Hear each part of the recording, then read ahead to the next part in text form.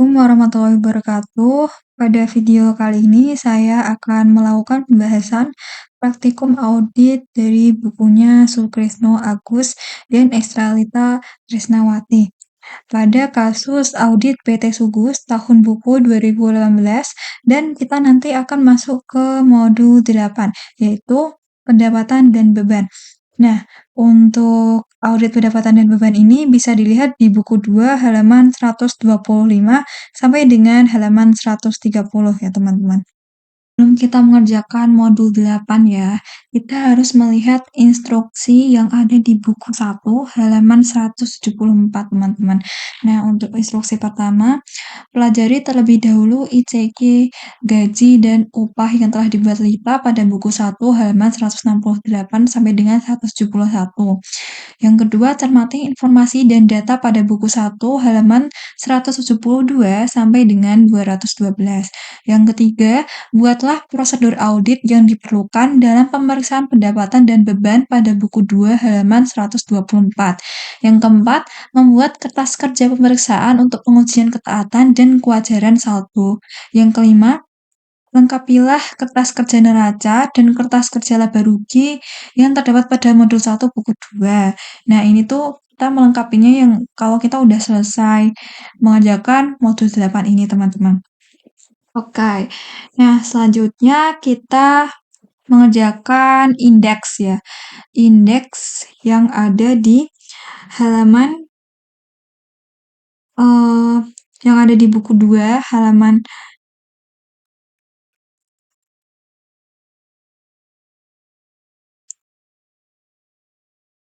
Nah, selanjutnya kita seperti biasa ya.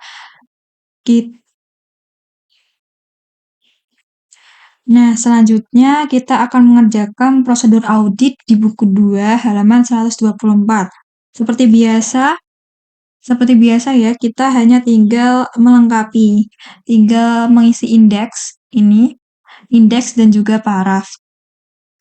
Oke, untuk nanti siapa dibuat oleh, diperiksa oleh, dan tanggalnya ini kita isi sendiri ya teman-teman.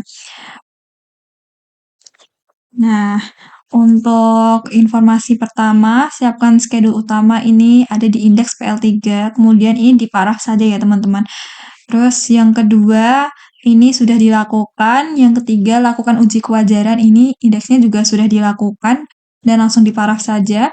Yang keempat, apabila ada kenaikan atau penurunan yang mencolok, ini sudah dilakukan. Lalu yang kelima, lakukan pencarian untuk mengetahui, ini juga sudah dilakukan dan langsung diparaf. Yang keenam, yakinkan bahwa semua beban operasi yang dibayarkan ini sudah dilakukan. Yang ketujuh, memperhatikan beban-beban yang harus dikapitalisasi ini juga sudah dilakukan dan diparaf saja. Yang kedelapan, melakukan pisah batas atau cut off ini sudah dilakukan dan juga langsung diparaf. Yang kesembilan, memeriksa klasifikasi atas beban operasi ini terdapat di indeks PL3 dan juga langsung diparaf saja. Yang nomor 10, yakinkan bahwa semua beban operasi yang mempunyai kewajiban perpajakan ini ada di indeks PL3 dan langsung diparaf. Yang ke-11, untuk beban berhubungan dengan amortisasi atau penyusutan ini sudah dilakukan di indeks PL3. Yang ke-12 ini untuk beban dan pendapatan lain-lain ini juga sudah dilakukan ya. Langsung dicentang saja. Kemudian yang ke-13, memperhatikan apakah hal-hal yang perlu diungkapkan dalam laporan akuntan ini dilakukan di indeks PL3.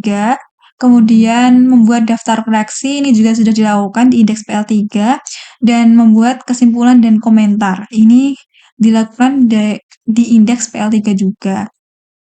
Nah, setelah kita mengerjakan prosedur audit ya, kita mengerjakan indeks PL3 CP. Nah, sebelum mengerjakan indeks ini, kita itu harus lihat dulu informasi yang ada di buku 1 halaman 172 sampai dengan halaman 212 ya. Tetapi untuk sementara ini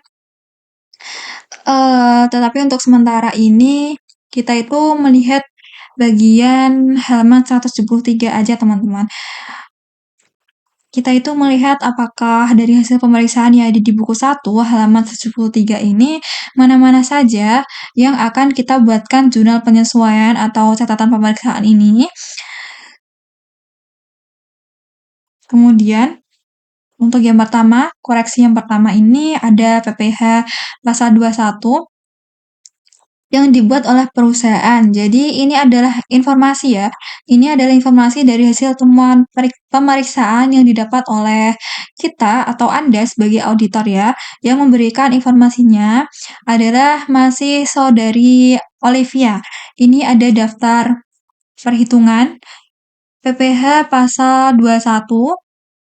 Ini bisa dilihat di halaman 172 di buku 1 ya, teman-teman. Kemudian di sini juga ada daftar perhitungan, ada tabel. Tabelnya di sini ada nama karyawan, masa kerja, status, penghasilan bruto, THR, dan juga PPh pasal 21-nya. Selanjutnya, kita akan melihat hasil temuan yang akan kita buatkan jurnal penyesuaian atau catatan pemeriksaan yang ada di buku 2 halaman 126. Maaf, teman-teman.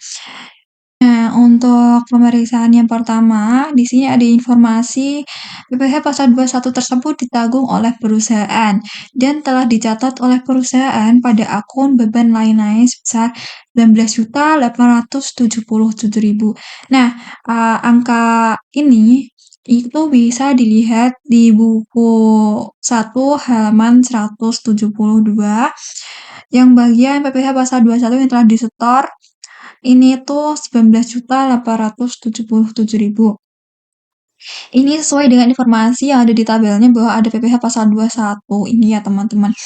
Jadi ini di sini PPh pasal 21 ditanggung oleh perusahaan. Kemudian dicatatnya 19.877.000 tapi pada akun beban lain-lain. Nah, inilah ada perhitungan PPh 21 versi perusahaan ya teman-teman. Seharusnya kita melakukan perhitungan pencatatan ini di PT Sugus. Nah, pencatatan ini itu seharusnya beban gaji, bukan beban lain-lain. Sedangkan PT Sugus ini mencatatnya sebagai beban lain-lain karena ini nantinya akan memotong dari gaji untuk PPh pasal 21. Nah, berarti kita harus melakukan koreksinya. Koreksi yang pertama adalah terjadi salah catat PPh 21 ke dalam akun beban lain-lain. Berarti kita tinggal mengeluarkan atau mengurangi akun beban lain-lain yang terjadi di debit. Berarti kita pindahkan ya. Kita pindahkan akun beban lain-lain ke sisi kredit, lalu kita masukkan akun beban gaji ke sisi debit sebesar 19.877.000. Nah, untuk selanjutnya yang kedua, berdasarkan pemeriksaan bukti bank keluar ya, BKK, ya terdapat beban komisi penjualan selama tahun 2018 sebesar 60 juta atas nama perorangan dan bukan karyawan perusahaan. Dicatatnya pada akun perjalanan dan akomodasi. Jadi ini tuh maksudnya diberikan kepada pihak luar ya teman-teman. Diberikan pada pihak luar yang beban komisi penjualan ini sebesar 60 juta. Kemudian karena diberikan pada pihak luar ini yang membantu perusahaan dalam melaksanakan penjualannya. Makanya disebut dengan beban komisi penjualan dan perusahaan telah mencatatnya sebagai biaya perjalanan dan juga akomodasi. Seharusnya kita itu mencatatnya ini sebagai biaya jamuan dan representasi. Kenapa sebagai biaya jamuan dan representasi? Karena kita sesuaikan dengan akun yang sudah ada di dalam PT Sugus tadi. Makanya dari hasil temuan yang kedua ini kita harus membuat jurnal koreksinya. Kita lihat yang kedua terjadi salah catat atas representasi komisi penjualan ke dalam akun perjalanan dan akomodasi. Jadi perjalanan dinas dan akomodasinya kita hilangkan ya. Berarti dipindahkan ke debit kredit, perjalanan dinas dan akomodasi kita pindahkan ke kredit. Kemudian Di debitnya muncul jamuan dan representasi sebesar 60 juta. Sesuaikan dengan angka yang ada di sini, teman-teman. Oke, untuk pemeriksaan yang ketiga, ini atas pemeriksaan BPK nomor 2 garis miring 11 tanggal 15 November 2015 ada pembelian telepon genggam Samsung A7 sebesar 4.500.000 yang diberikan untuk relasi bisnis, tetapi dicatat oleh perusahaan pada akun perlengkapan kantor.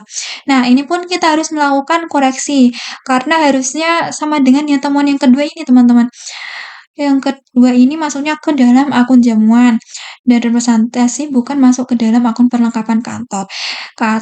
Karena kita beli telepon genggam ini untuk diberikan untuk relasi bisnis ya. Jadi untuk diberikan kepada orang luar. Jadi kita masukkan ke akun jamuan dan representasi. Ini teman-teman. Jadi jurnal koreksinya adalah terjadi salah catat atas biaya representasi, kemudian parenya, jamuan representasi, debit, dan juga perlengkapan kantor kredit sebesar 4.500.000. Nah, selanjutnya yang keempat, atas pemeriksaan BBM nomor 2 garis miring 9 tanggal 14 September 2015, penjualan kardus bekas sebesar 20 juta dicatat sebagai berikut. Nah, di sini tuh terjadi kesalahan catat karena penjualannya ini bukan ke beban. Harusnya kalau penjualan itu koreksinya kita masukkan ke pendapatan lain-lain, teman-teman. Jadi keterangannya itu terjadi salah catat atas penerimaan dari penjualan kartu bekas, debitnya jamuan dan representasi, dan kreditnya pendapatan lain-lain sebesar 20 juta. Mengapa debitnya itu jamuan dan representasi? Karena mengoreksi bagian buku 1 tadi, yang paragraf keempat ini, bagian kredit representasi dan juga jamuan. Karena ini merupakan transaksi penjualan tadi ya teman-teman. Jadi yang keempatnya terjadi salah catat atas penerimaan dan penjualan kardus bekas kita hilangkan. Kemudian yang kelima, berdasarkan pemeriksaan BPK nomor 2 garis miring 1 tanggal 5 Januari 2019 besar 100 juta untuk pembayaran ke rumah sakit atas pengobatan anak kandung dari Bapak Wansan yang merupakan beban tahun 2018. Debitnya kesejahteraan karyawan, kreditnya Bank Lopo sebesar 10 juta. Nah, perlu diingat ya teman-teman, ini tuh pengeluaran untuk beban tahun 2019. Tetapi bebannya itu beban tahun 2018. Yang kita koreksi bukan pencatatan di buku 1 ini. Bukan ini ya, karena itu pencatatan di tahun 2019. Tapi yang akan kita catat adalah bagian pengakuan biaya yang 100 juta ini, teman-teman. Maka jurnal koreksi atau parenya itu biaya kesejahteraan karyawan tahun 2018 yang dicatat tahun 2019. Parenya kesejahteraan karyawan debit, beban yang masih harus dibayar kredit sebesar 100 juta. Nah, kenapa kok kreditnya beban yang masih harus dibayarkan ya, teman-teman? Karena di tahun 2018 ini beban tersebut itu masih belum dibayar dan baru dibayar di tahun 2019. Artinya di 2018 ini masih harus dibayar senilai 100 juta, bukan 10 juta ataupun selisihnya. Selisihnya itu 90 juta karena kita mengakui semuanya di tahun 2018. Jadi dimasukkan semua senilai 100 juta rupiah. Nah, sesuai dengan temuan ini ya, temuan jurnal-jurnal ini yang sudah kita kerjakan tadi, kemudian yang menjadi temuan berikutnya adalah kita mengerjakan di indeks PL3 buku 2 halaman 125. Jadi indeks ini tuh kita hanya mengisikan dari ini ya, dari catatan pemeriksaan yang telah kita lakukan tadi. Kita tinggal masukkan saja Kita tinggal masukkan saja sesuai dengan yang sudah kita buatkan jurnalnya. Contohnya di gaji ya. Di gaji ini debitnya 19.817.000. Ini dari beban gaji sebesar 19.817.000 di debit. Kemudian indeks untuk beban operasi ini, kita lihat saldo per auditnya ya teman-teman. Kita lihat saldo per auditnya ini. Saldo ini dihasilkan dari per klien ini, debitnya itu jadi ditambah, kemudian kalau ada kredit itu dikurang. Jadi menghasilkan sekian ya. Gajinya 1 miliar sekian. Kemudian untuk total per auditnya ini ada 2.442.454.255 rupiah. Ini beban operasional per audit tahun 2018. Nah, selanjutnya kita mengisi indeks PL3 yang akan kita kerjakan adalah tentang hutang pajak. Nah, kita masuk dulu ya di buku 2 halaman 130 ini. Kemudian indeks M21.1 ya, kita isi jumlah, tanggal setor, dan juga tanggal lapor. Nah, jadi di buku 2 ini yang kosong itu tanggal setor, jumlah, dan juga tanggal lapor. Nanti bisa dilihat datanya atau informasinya ada di buku 1 itu pengisiannya dimulai dari halaman 186 sampai halaman 202. Nah, kalian tinggal isikan saja tanggal store-nya, kemudian jumlahnya, kemudian tanggal lapornya disesuaikan ya. Contohnya di halaman 186 ini. Contohnya yang ini ya. Nah, contohnya kita mau mengisang ini misalnya. Ini di bulan Januari tanggalnya tanggal 9 Februari 2018, kemudian tanggal lapornya juga tanggal 9 Februari 2018. Kemudian untuk jumlahnya ini, jumlah setoran ini 1.807.000. Nah, ini udah sesuai ya teman-teman. Nah, selanjutnya kita tinggal sesuaikan saja dengan dengan bukti penerimaan negara penerimaan pajak yang ada di halaman 186 sampai 202. Tapi kita mengisinya sampai di bulan November saja teman-teman. Karena di bulan Desember nanti tanggal store-nya itu dan tanggal lapornya ada di bulan Januari. Jadi tidak perlu kita isi. Kita tinggal jumlahkan saja totalnya ini berapa untuk PPh 21 yang telah distorkan, dan ini totalnya ini sudah sesuai ya, sudah sesuai dengan yang ada di buku 1 tadi, halaman 172 ini sudah sesuai 19.877.000. Nah, selanjutnya kita akan mengisi indeks M2.1. Nah, di sini kita akan mengisi indeks ini yang ada di buku 2 halaman 129. Nah, di sana itu ada tabel-tabel yang kolom-kolomnya lumayan banyak ya. Sebenarnya di buku itu kolomnya itu kurang teman-teman. Jadi di sini saya inisiatif menambah kolom-kolom sendiri supaya lebih mudah gitu ya, lebih mudah dalam perhitungan. Nah, di sini itu ada tabel-tabelnya yang sangat banyak ya. Ada nama karyawan, kemudian masa kerja, status, penghasilan bruto per tahun, biaya jabatan, pensiunan dan BPJS, kemudian penghasilan neto, PTKP, PKP, PPh 21, dan selanjutnya jumlah dari PPh 21.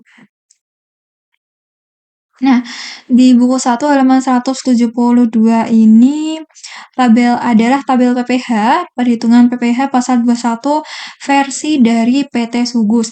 Nah, kita sebagai auditor Sekali lagi tidak percaya begitu saja ya dari ini dengan data yang diberikan oleh klien kita, makanya kita itu membuat rekap ya. Anggap saja ini adalah rekap. Ini betul tidak jumlahnya yang sesuai yang sudah disetorkan dan sudah dilaporkan itu adalah sebesar 19.877.000. Ternyata setelah kita buatkan rekap, kita cek nih ke bukti-bukti pembayaran pajaknya. Nah, untuk perhitungan PPh pasal 21 yang telah disetor ini, kita harus melakukan perhitungan ulang karena kita itu tidak boleh asal percaya dengan apa yang disampaikan oleh klien. Kemudian hasil perhitungan itu ada di indeks M2.1. Ini adalah untuk menghitung PPh 21 ya teman-teman. Dari data ini, yang pertama klien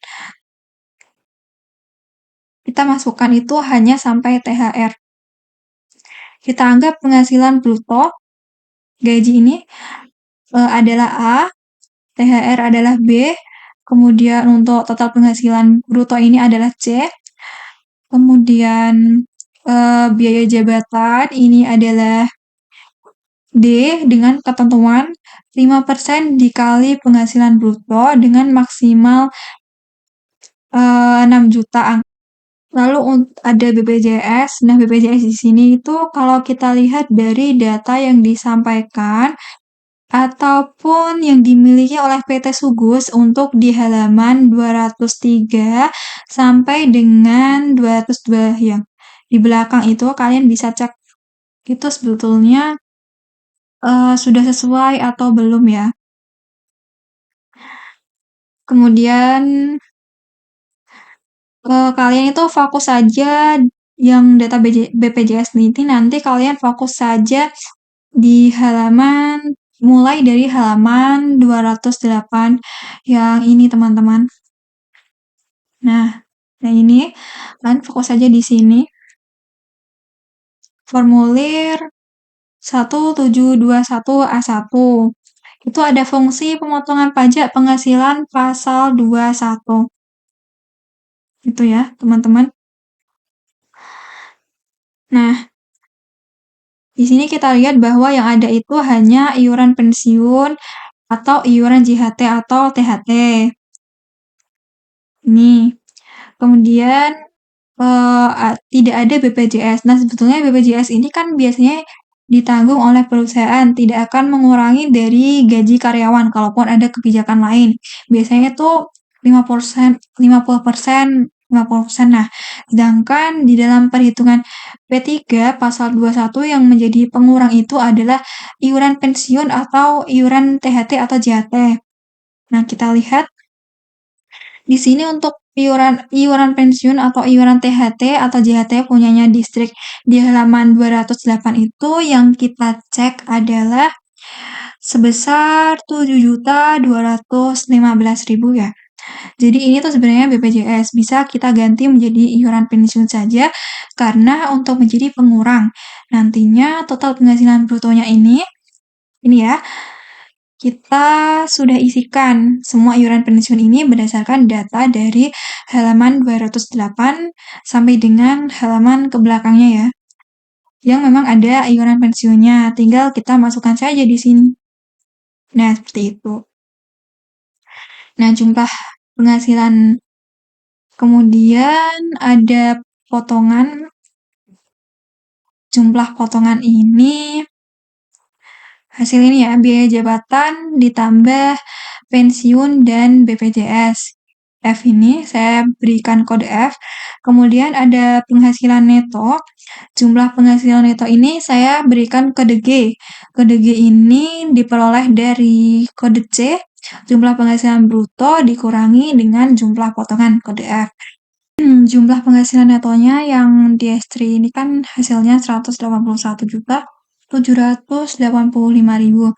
Nah, lakukan hal yang sama tadi sampai dengan Iwan ya. Sampai dengan Iwan ini 47.547.500. Kemudian jangan lupa dijumlahkan totalnya jadi 962.754.250. Nah, dari perhitungan itu nanti dari buku 1 ya tadi, buku 1 halaman 208. Nah, selanjutnya kita akan menghitung PTKP ya. PTKP ini saya akan berikan kode H. Jadi PTKP ini dilihat di buku 1 halaman 208 ya teman-teman. Sebentar. Nah, ini. Sebetulnya kita bisa melihat ya bahwa ada kesalahan dalam pelaporan. Di sini ada kesalahan dalam pelaporan ini. Sebesar PTKP-nya di sana itu dicantumkan sebesar 54 juta. Sedangkan status untuk Diestri itu statusnya K1 ataupun kawin dengan satu anak. PTKP untuk kawinnya saja adalah PTKP untuk tidak kawinnya saja adalah 54 juta ditambah dengan status kawin yang berarti ada penambahan 4.500.000 ditambah lagi dengan satu anak ya, ditambah 4.500.000. Jadi PTKP untuk Diestri ini seharusnya 63 juta teman-teman. 63 juta itu dihasilkan dari 54 juta ditambah 4.500 tambah 4.500 lagi karena untuk yang tidak kawinnya saja sudah 54 juta. Sedangkan di kolom bukti pemotongan pajak ini salah ya teman-teman. Ini 54 juta itu untuk yang belum kawin. Jadi nanti kita adakan jurnal koreksinya nanti di indeks M2CP. Nah, kita lakukan nih perhitungan seterusnya untuk PTKP ini. Nanti kalian bisa koreksi saja apakah betul, apakah tidak untuk form 1721A1 nanti. Selanjutnya, setelah melakukan perhitungan PTKP sampai selesai, sampai iwan ya, kita menghasilkan sejumlah 873 juta rupiah. Selanjutnya kita menghitung PKP. Nah, PKP-nya ini dari penghasilan neto ya, penghasilan neto dikurangi PTKP. Nah, teman-teman perlu diingat ya, kalau yang penghasilan netonya itu di bawah PTKP, seperti ini, seperti yang 30 juta, seperti dari Catherine ya. Catherine ini kan penghasilan netonya 30 juta. Itu jelas sekali di bawah PTKP-nya yang 54 juta. Jadi, otomatis tidak perlu kita lakukan perhitungan PKP ya. Jadi, kita akan menghitung penghasilan kena pajak yang di atas PTKP saja. Di sini kita sudah hitung ada 5 karyawan saja yang terhitung PKP. Kemudian dari 5 karyawan ini kita hitunglah PPh pasal 21-nya. Jika ini juga ada rumus ya dalam menghitung PPh pasal 21, kalau di atas kurang dari 50 juta itu dikenakan 5%. Kemudian kalau lebih dari 50 juta sampai 250 juta dikenakan sebesar 15%. Nah, dari PKP 118.785.000 ini kan ada sebesar lebih dari 50 juta ya. Jadi tetap saja ada pajak 5% itu menghasilkan 2.500.000. Ini dihitung dari ini ya. Kemudian ada juga pajak sebesar 15%. Karena ini kan lebih dari 50 juta ya. Jadi kayak double pajak itu. Terus jumlahnya 12.817.750, maaf.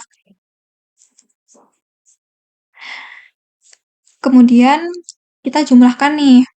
Kita jumlahkan. Ini apakah sudah sesuai dengan perhitungan yang tadi?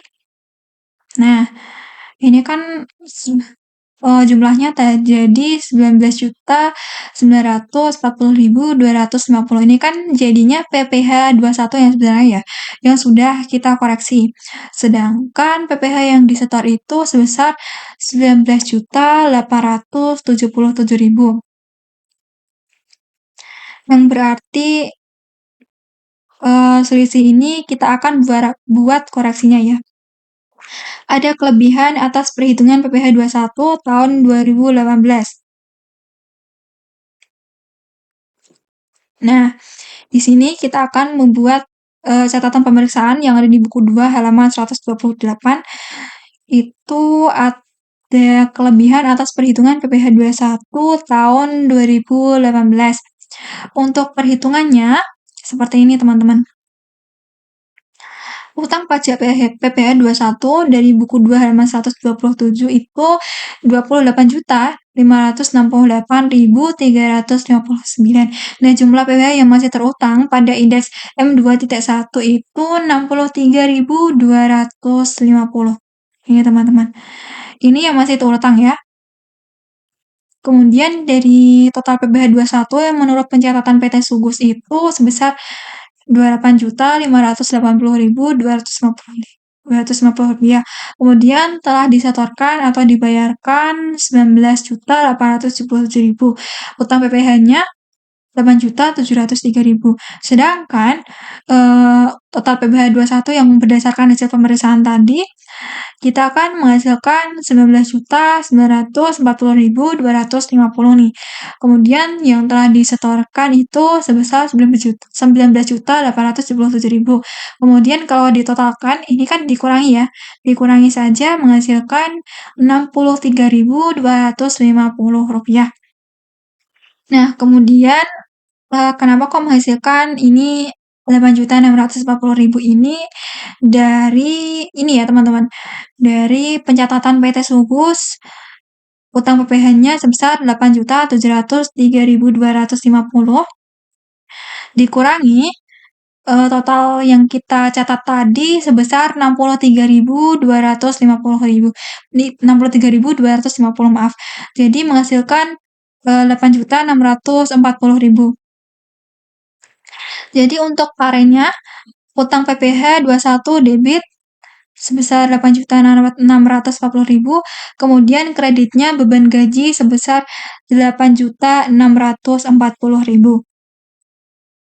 Nah, untuk selanjutnya kita melakukan catatan pemeriksaan yang ada di buku 1 ya, yang ada di buku 1 halaman 173 ini, yang di paragraf 6 ini. Atas pemeriksaan beban jasa profesional diketahui bahwa perusahaan belum melakukan pembayaran atas kewajiban PPh 23 untuk jasa akuntan. Nah, ini ya teman-teman. Jadi, berarti di sini itu ada PPh yang belum dibayarkan oleh PT Sugus. Untuk jurnal koreksinya itu belum dilakukan pembayaran atas PPh 23 jasa akuntan. Parenya jasa profesional debit 400.000, kemudian utang PPh 23 kredit 400.000. Kenapa kok nominalnya 400.000 ya teman-teman? Itu dari mana sih? Nah, bisa lihat dari besarnya jasa profesi yang sudah dibayar di neraca saldo. Kita tuh lihat di neraca saldo halaman 16 di buku 1. Di sana itu bisa dilihat teman-teman, bisa dibuka. Di sana keterangannya itu nomor akun 606, jasa profesional itu sebesar 20 juta. Nah, ini jasa profesional itu sebesar 20 juta teman-teman. Kemudian itu 20 juta ini sudah dibayar, namun belum dipotong pajak. Maka dikoreksi untuk pemotongan PPh 23 sebesar 2% dari 20 juta. Maka didapatkan hasil 400.000. Nah, 2% itu adalah tarif PPh 23 atas sewa harta atau selain tanah atau bangunan, dan itu juga termasuk jasa teman-teman.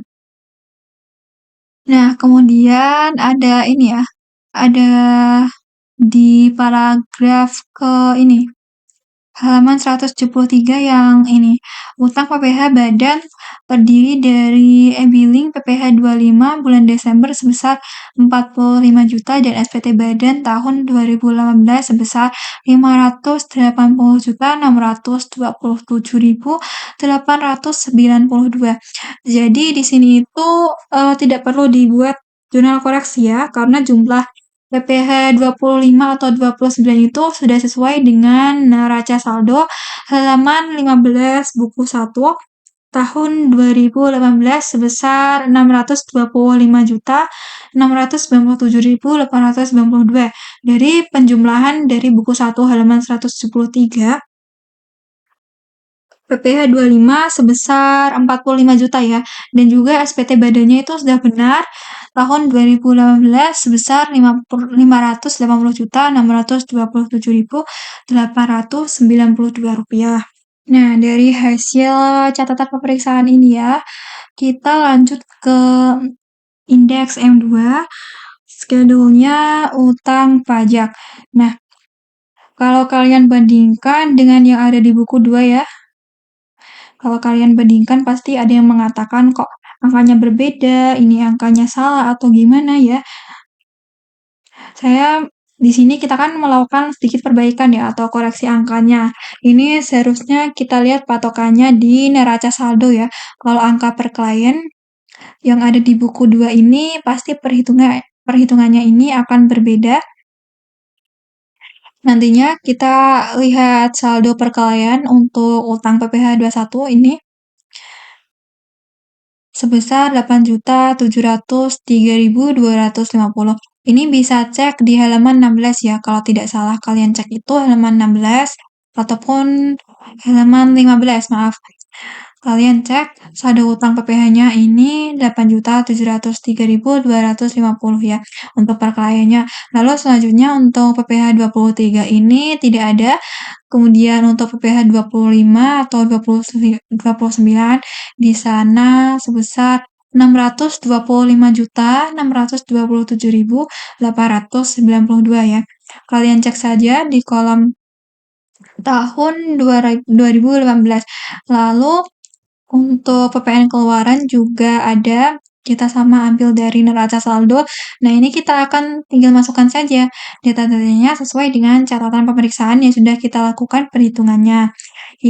Lalu kita akan mendapatkan saldo 643.897.645. Ya, itu adalah hasil dari peraudit ya. Setelah dikurangi dari par ini, ditambah debit ataupun dikurangi kredit ya. Ini hasil perauditnya sebesar ini. Kemudian jangan lupa setelah melakukan pencatatan ya, ini jangan lupa diisi, dibuat oleh, diperiksa oleh, dan juga tanggalnya. Baik, itu adalah pembahasan dari saya di modul 8 ini untuk pendapatan dan beban. Nah, jika ada yang ditanyakan, bisa dituliskan di kolom komentar. Atau mungkin ada yang terlewat penjelasan oleh saya, atau mungkin ada yang masih belum dipahami. Dan kalau ada yang mau mengkoreksi dari penjelasan saya, juga bisa kita diskusi sama-sama di kolom komentar ya teman-teman. Tapi saya harap penjelasan dari saya ini bisa dipahami dan juga bisa diikuti dengan baik. Terima kasih. Wassalamualaikum warahmatullahi wabarakatuh.